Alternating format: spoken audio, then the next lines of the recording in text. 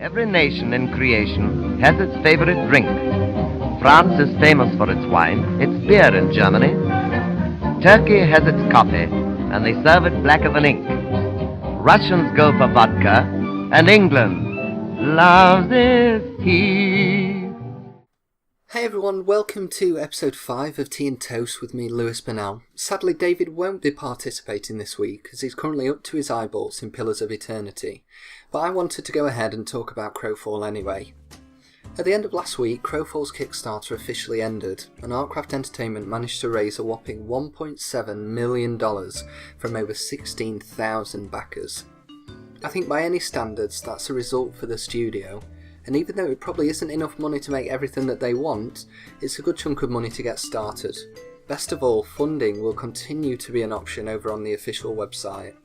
So, why has Crowfall been so popular, and how have Artcraft Entertainment managed to gain so much traction in such a short space of time? I think there's probably a couple of reasons. Firstly, the collapse of EverQuest Next as any sort of future MMO contender after becoming a Daybreak Games company has likely played a massive part.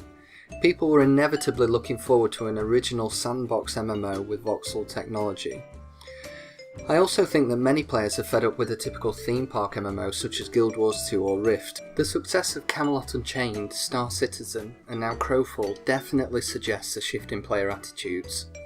If you don't know anything about Crowfall, it's got two industry giants at the helm, J. Todd Coleman and Gordon Walton. If you've never heard of either of these two, they're responsible for games such as Shadowbane and Ultima Online. Besides a good set of credentials, Crowfall is intending to approach the genre very differently, and specifically in three ways: time, destruction, and power. Time plays a key part in Crowfall's game because characters are persistent but campaign worlds are not. What that means is that procedural worlds exist for a set duration, typically 1 to 3 months, or until a win condition is met. Although we don't yet know what these conditions are, or what all of them will be, we can guess it's going to be a variety of things, such as having the most resources, or controlling large areas of the game world. The worlds will cycle through seasons, and during these times they'll eventually be consumed by a force known as the Hunger, with the campaign eventually ending in winter. As far as the game world is concerned, there's the campaign, which produces materials and allows players to gather resources, and the Eternal Kingdoms, which as the name suggests last forever, but these are totally barren of resources. At the start of each campaign, players will be dropped in with nothing more than their modesty, and they'll have to work together through the seasons against the Hunger to build a force, weaponry and armour. Where destruction is concerned, blowing up keeps and sieges are going to play a huge part in Crowfall, all thanks to voxel technology. If you've never seen it, it's the same technology that Landmark and EverQuest Next use, and it's got a great deal of potential for true siege warfare. Perhaps the most important part of Crowfall is its Eternal Kingdoms and the roles they play in the big picture. As permanent worlds, it's down to players to control their domains and provinces and divide the spoils on victory. In many ways, and by design, Crowfall feels like an enormous board game that starts, ends, and starts all over again. No one group will ever control the game world forever, and the fact that the game resets after each campaign will allow players to regroup, strategize, and try again. The fact that the campaign rules will change regularly is an exciting component of Crowfall because it means no one campaign will ever be the same. Some of the rule set questions currently being posed include things such as which races can participate, how are the teams broken up, is it guild versus guild, is it a free-for-all, what resources can be scavenged, are they abundant, how harsh is the game in its survival, do items decay on death.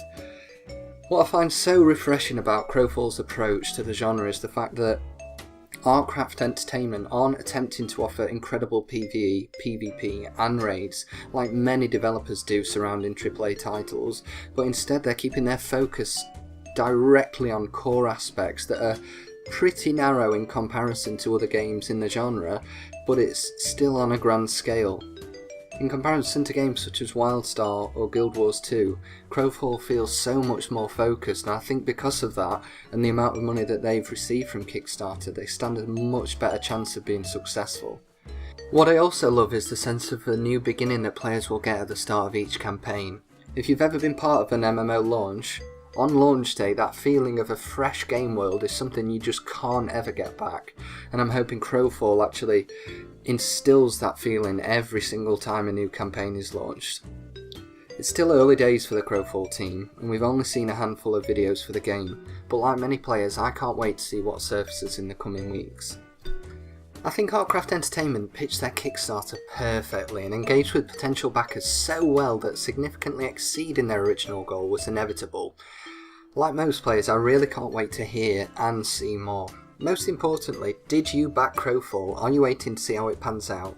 And do you think Artcraft Entertainment can pull it all off?